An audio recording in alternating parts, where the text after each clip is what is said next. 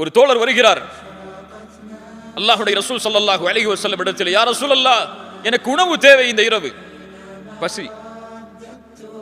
ரசூலுல்லாஹி ஸல்லல்லாஹு அலைஹி வஸல்லம் மனைவிமார்கள்ட்ட கேக்குறாங்க, ஏதாவது உணவு இருக்கான்னு சொல்லி. இல்ல.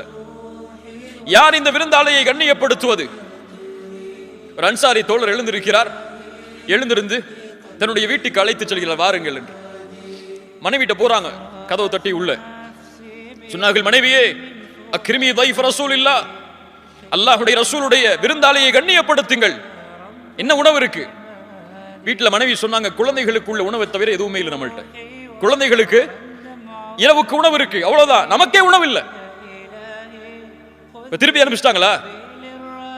சொன்னார்கள் மனைவியை பார்த்து, அப்படியா, குழந்தைகளை உறங்கவை, விளக்கை அணைத்து விடு, நெருக்கமாக அந்த விருந்தாளிக்கு உணவை வைப்போம், குழந்தைகளின் உணவை, அவர் பசியாரட்டும், நாம் பசி இல்லாம், அவர் பசியாரட்டும், நாம் பசியால் உறங்குவோம்.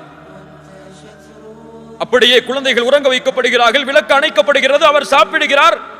இவர்கள் சாப்பிட்டு விட்டார்கள் என்று அவர் நினைத்து எழுந்து செல்கிறார். ரசூலுல்லாஹி ஸல்லல்லாஹு அலைஹி வஸல்லம் மறுநாள் காலையில் அவரை அழைத்து சொன்னார்கள், உமக்காக அல்லாஹ் குர்ஆனில் ஒரு வசனத்தை இறக்கி இருக்கிறான்.